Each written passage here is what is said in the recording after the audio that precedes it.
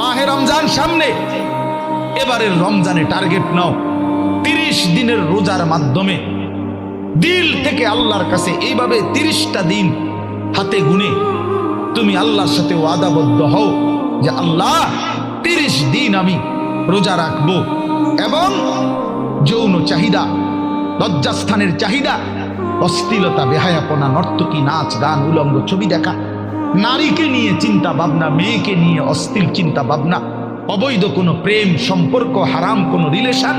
এই সব ত্যাগ করে বন্ধু 30টা দিন মনোযোগ দিয়া রোজা রাখো, তারাবি পড়ো, ইফতার করো, সাহারি করো, তাসবিহ পড়ো, তেলাওয়াত করো, কোনো আলেমে দ্বীনের সাথে উঠা বসা করো, ইমাম সাহেবের সাথে সম্পর্ক করো। ইনশাআল্লাহ দেখবা আল্লাহ চাহে তো 30 দিনের মাথায় আল্লাহ বলেন লাআল্লাকুম তাত্তাকুন, আমি আল্লাহ ওয়াদা দিলাম মোমেন তোকে মুত্তাকি বানিয়ে দেব।